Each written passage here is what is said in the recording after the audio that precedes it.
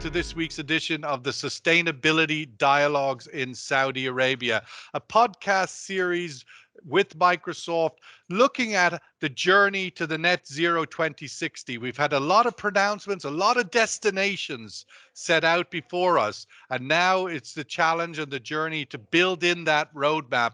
And really, this podcast series is about helping to do that, helping to surface some of the thinking, some of the strategies that can be put in place for that roadmap. And we're starting today on looking at smart cities and particularly sustainable buildings and the triple bottom line. We're all part of that: people, planet, profit.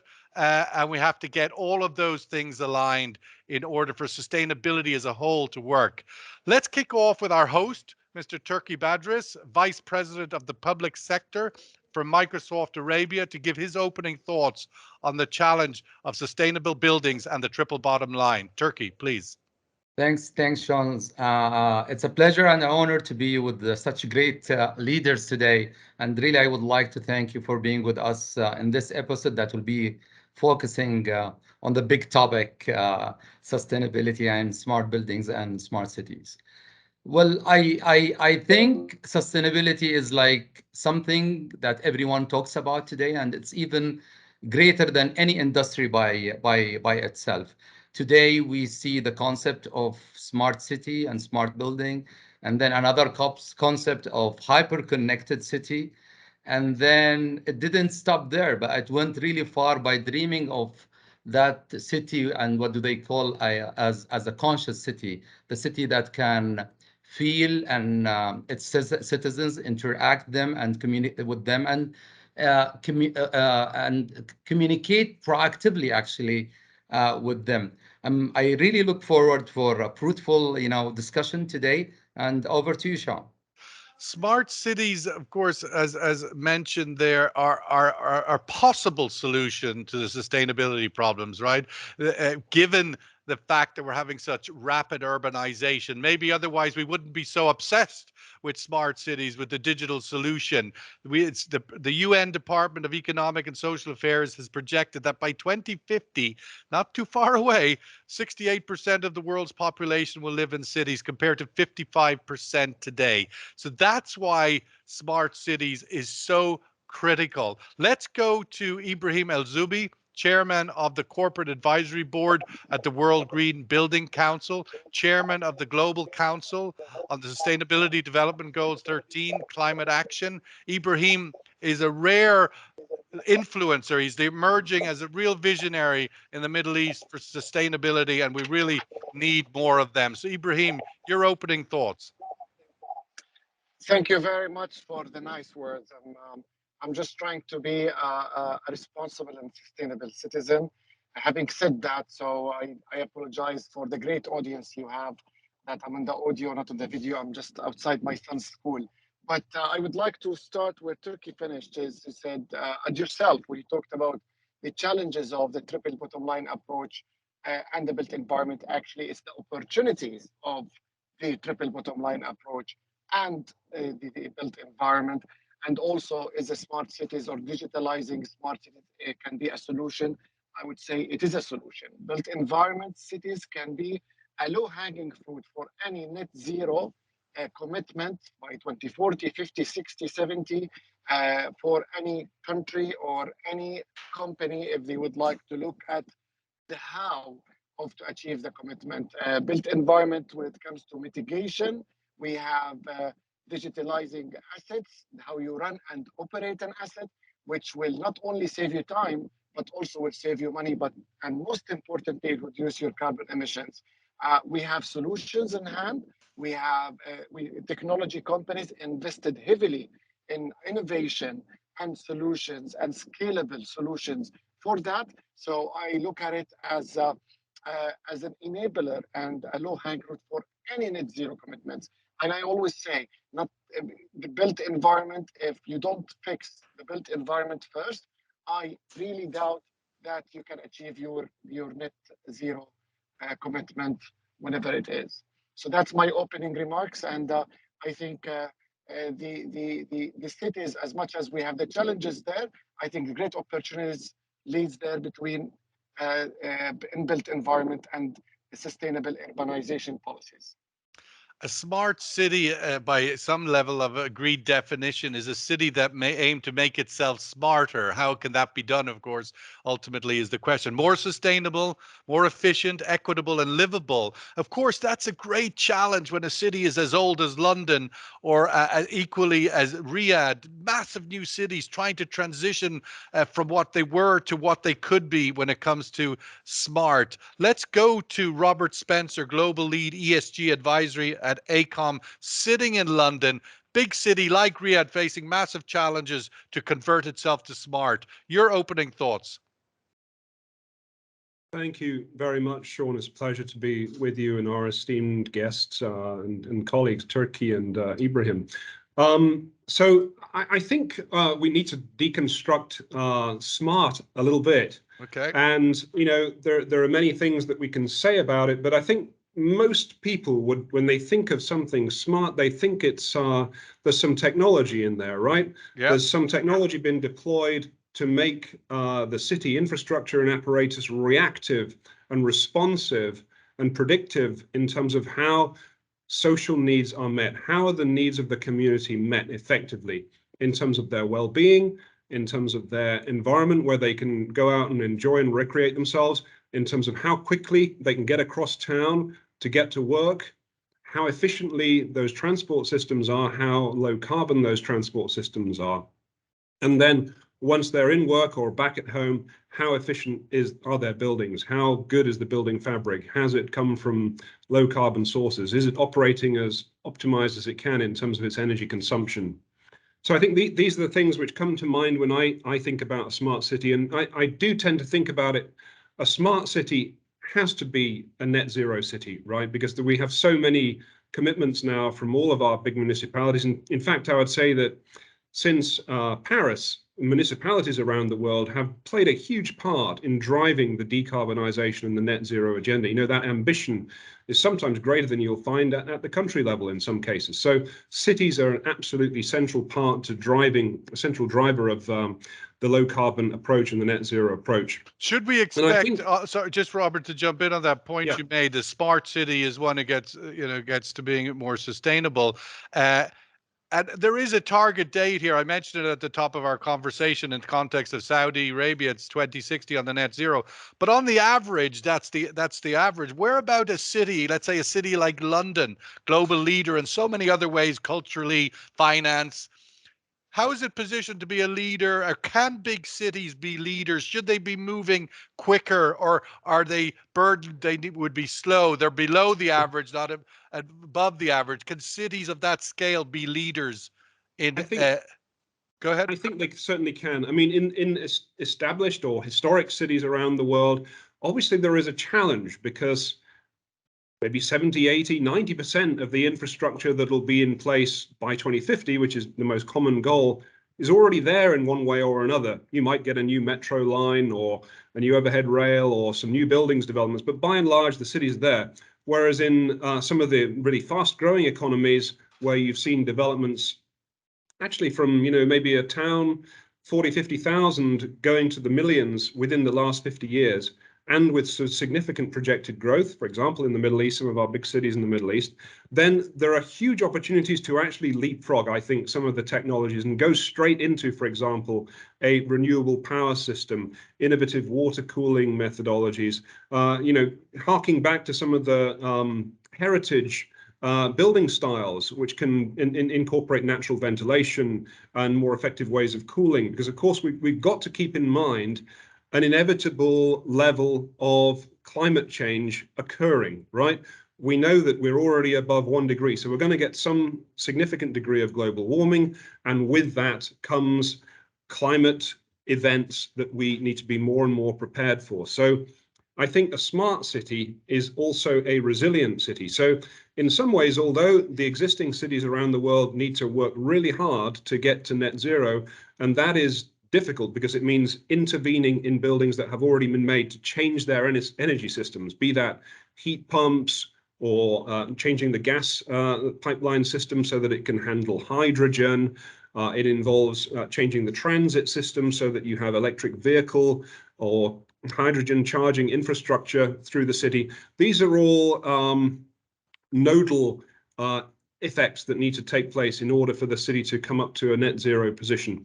But I think also behind that, we need to make sure that we can survive an inundation from a sea level a storm surge or an extreme heat event.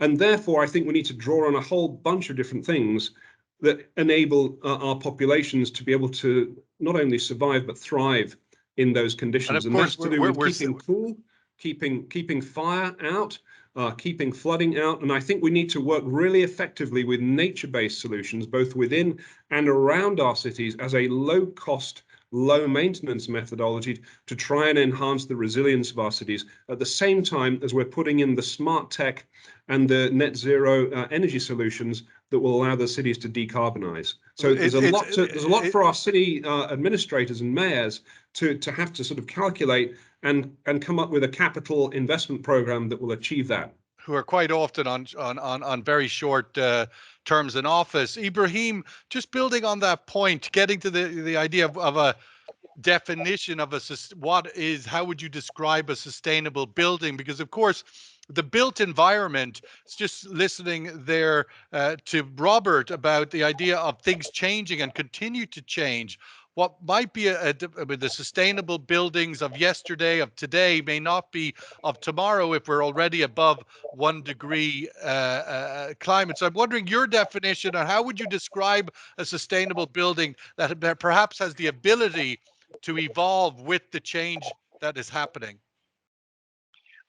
I think that's a very good question, and I think if you ask if you ask this question for someone in the global north, maybe give you a different answer for someone in the global south. Third of Pakistan is under water now because of climate change. Last summer, I had one of the best summers ever in the UK, which it was one of the hottest summers for the Brits. So I think, in a simple term and not complicating stuff, a sustainable building is a building that looks at minimum negative environmental impact while building it, while be it embodied carbon and energy, but also looks at the well-being of people. So something we learned in COVID, sustainable building is not only about reducing your carbon emissions, it's also about the wellness, natural light, ventilation, which technically, by the way, you think about it, and in our region, which is the Barjils, for example, in the GCC, where they had natural air, we had that they relied on natural air because of necessity. They had that outside the wind towers. The wind towers. So for us, a sustainable building is, in addition to what we mentioned on accessibility and accessibility to fresh water, which is a right as well. It's mainly looking at all these things: the wellness, the energy efficiency, the access to clean water. But from the world, from business perspective, it's a building that provides you with the best comfort while using minimum energy, producing less CO2 emissions, but at the same time look at the comfort and wellness of the tenants, of the occupants, being commercial and just residential. Go ahead, sorry. Yeah, no, I would like to follow up on great points been mentioned about the smart buildings and the smart cities. I think that we have to understand one fact. One, we are being hit by climate change. I really doubt, I am very optimistic, I'm a positive person, but most probably we will not achieve the Paris Agreement targets. So yes, cities will be hit by climate change impacts. Actually, it's being hit. So what we need to look at it now is not only sustainable building, but also sustainable built environment collectively. We need to start looking at climate change risk assessment, climate change impact risk and mitigation and adaptation, as well as resilience. We have to look at the insurance, like real estate companies and real residents should look at a built environment that is insured, or climate risk is being taken into consideration. That's a prerequisite for businesses creating demand. The third part is access to capital. Um, uh, where I see a challenge, I said I see an opportunity. We talked a lot about smart and digitalizing. I think definitely smart building is a sustainable building, but also who's going to pay for it. So this is where access to capital comes. We need to be realistic when we talk about sustainable buildings. I don't look at a building only where I see PVs on top, because this can happen. But if in a country, if you're in Paris, for example, I want to talk about fit out. Sustainable building means going and working at the fit out, where the regulation doesn't necessarily help you to do that. Maybe you're kind of entitled to change only the frame of the window only. So Well, on that point, you do have methodologies emerging in which we have the sort of green building rating system, which is saying absolutely, which is in place. So we have green building standards, be it BREEAM, LEED, whatever it is. like a We have credit minimum rating, and the value of that will be determined by its rating. and rating, building rated, but wellness rating. But hold on, we still, it's not, if you go to any brokerage, they will not say you would, you have a premium value because it's LEED certified or BREEAM certified. It's not the norm yet. People go for it for many reasons. I would like to save on my utility bill, but also in the global south, maybe they go for it because they trust the brand. They say it's a good quality building, not necessarily sustainable building. Is it Let's the norm that the asset value is more because it's credit? So we have off-the-shelf rating system that we must implement regardless what is the rating is. The second part, the Well, regulator. there has to be a consequence in that as well. Let me just I want to bring in Turkey just to get a sense from Riyadh, because we're talking about those legacy cities. Riyadh, Saudi Arabia's capital city, 7 million people going to 15 million, doubling again after doubling over a short few years ago, now looking to double again, and at the same time being sustainable. People, profit, planet. How do we see the likes of the challenge of the Saudi's biggest city, Riyadh, making that massive leap forward in size, and yet at the same token sustainable? What's the big challenge you think for Riyadh in achieving that, Turkey? Well, definitely it is a challenge, but I think there is also an opportunity. Riyadh is a big city. You know, there is a great, let's say, space or land that is not built today. So that will at least, facilitate, going from 7 to 15 And million. And this is where, 7 major parks under construction are under right. at least planning.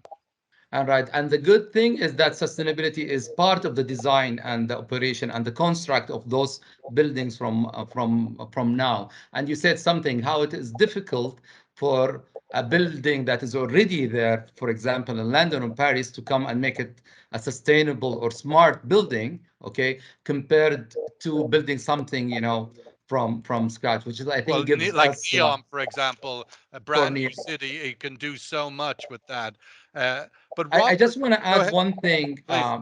because and I think Ibrahim just said it right. We cannot, because some people that are separating the way they look at smart building without looking at smart city and the ecosystem that surround us. Okay, so you can go and have the best smart building, but without really looking at the full ecosystem that will support that sustainable or goal, that will not really get us to where we want to go with sustainability.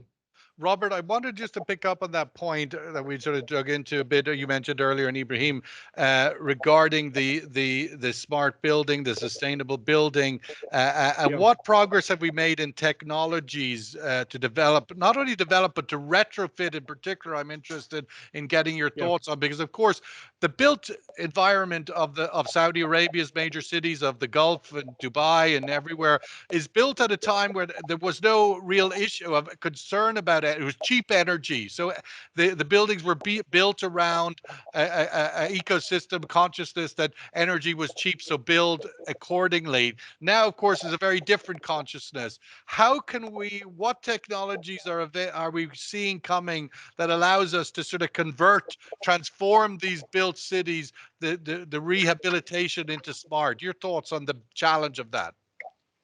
Yeah, and I think it comes down to two themes that feel to me like they're emerging from this.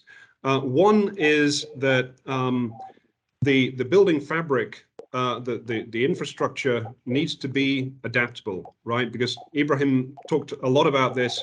We are going to face these climate impacts at the same time as needing to decarbonize and get to net zero. So when we're building new builds, we need to have in mind, can this building or this structure, maybe it's a railway station or a hospital or a block of flats, can this adapt over the next 20, 30 years? Because that's a minimum life cycle for a building. Infrastructure, typically we're designing infrastructure for 120, 150 years. So it's the impacts on that structure and building are going to change over time.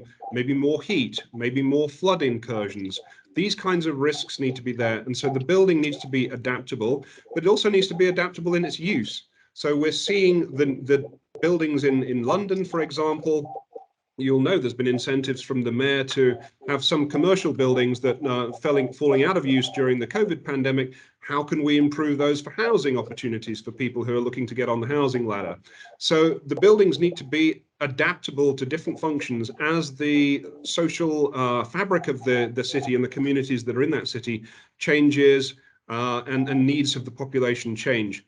I think we also need to think about, in relation to that adaptability, the circular economy. What happens to these buildings and structures at the end of life or when they need to come up for replacement? Can we think about more modular technologies? So you asked about technologies. Can we build our buildings?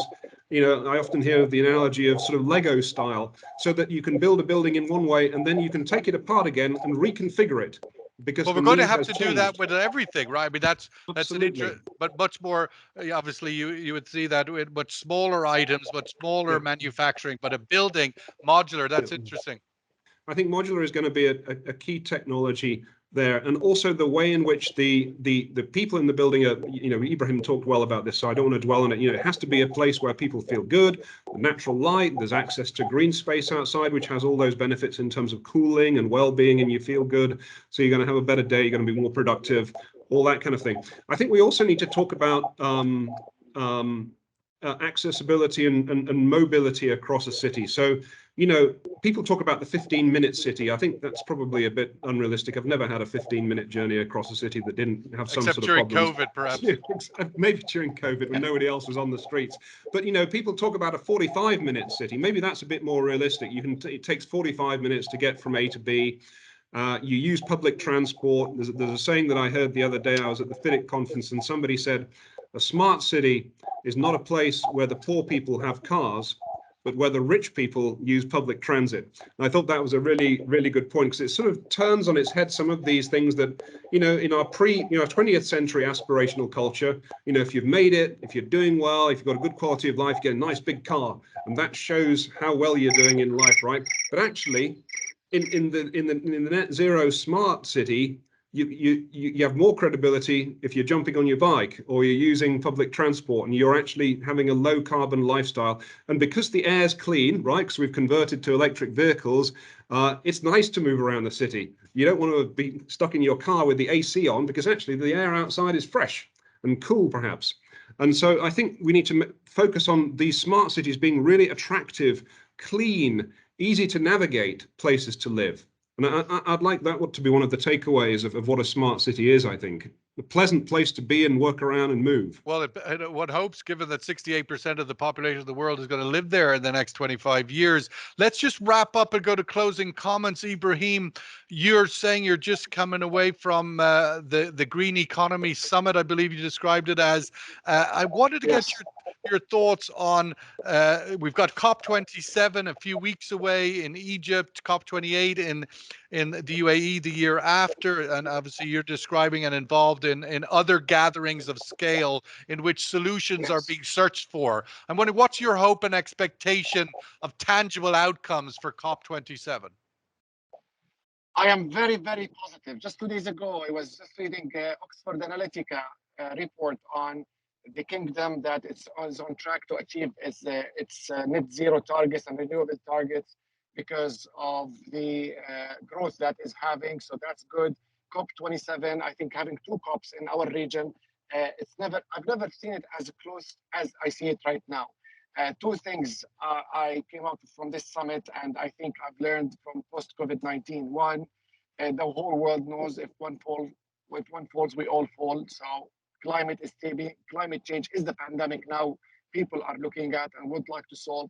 The second part, it's time to be realistic when it comes to how we can do the transition. So we will see, for a change, a just and inclusive and realistic transition that will take the global south into consideration. So I'm very, very excited that COP27 and COP28 in this part of the world, I'm very proud to be in this part of the world.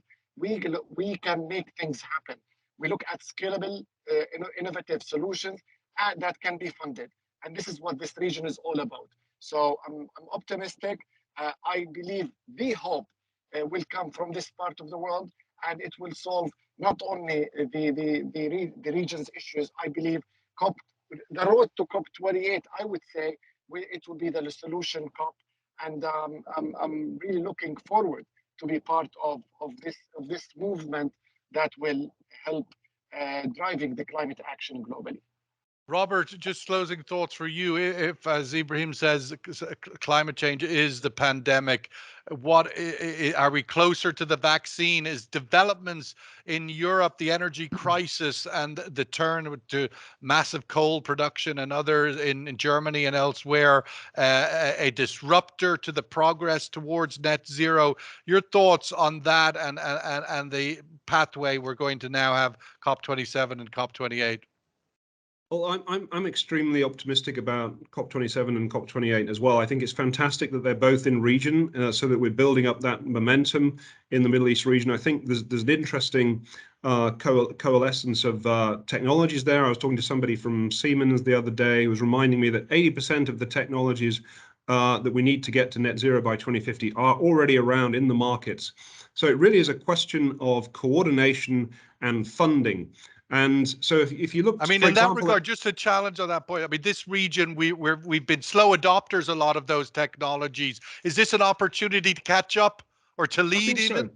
I think so. It's an opportunity to leapfrog. In my opening remarks, I mentioned that. And if you look at, I think it's about getting the funding mechanisms right in relation to the municipalities to help support, injections of private equity and other forms of investment at the right point in time, so that the municipalities, who are often capital constrained, as you mentioned, Sean, at the beginning, have access to those funds. There's no shortage of ESG investors out there, and there's no shortage of capital projects in municipalities that need building out to decarbonize. I think we need more focus on the forums and the platforms that bring those two together. What are the effective decarbonization pathways for the North and for the South and for the emerging economies and for the developed economies, so that we can get the cities able to move at pace really in the next 5, 6, 7 years, so that we're hitting some of those milestones by 2030 with increased deployment of offshore wind, onshore wind, solar, and battery storage that can wean us off fossil fuels faster and accelerate that decarbonization and defossilization of our energy systems for cities. Let's give our host, Turki Badris, the final word, closing comments. Turki, I'm sure you'd love to see Riyadh being only a 45-minute city or even less. That would be a joy. Sometimes it's a challenge there, like every city. Your closing thoughts, Turki. Well, I just want to re-emphasize on I think we spend so much of time thinking about the what. I think we know what we want to achieve today. And maybe the focus should go now, as Robert and Ibrahim said, on the how, and how we can bring all of that ecosystems, all of that funding, how we can phase it Okay, and this is where the focus should go. And I always say that there is three lenses to sustainability in smart cities. One is the technology, and this is where we talk about cloud, AI, new emerging technologies that really can help. But the second lens is the industry lens. And this is where we talk about, the environment, logistics, agriculture. And then the third lens, which is really important, is the human lens. And this is, changing the culture, starting from the education, teaching and spreading the awareness within our kids about, how important is sustainability. I think this is something important. Again, thank you, Robert, Ibrahim, and Sean for being with us today. I learned personally a lot from you, and thank you very much. Well, thank you It's a all pleasure. for joining us on this week's edition of the Sustainability Dialogues in Saudi Arabia. We thank our guests, Ibrahim El Zubi and Robert Spencer, and of course, our host, Turkey Badrist. Until next time, the Sustainability Dialogues in Saudi Arabia. Thank you.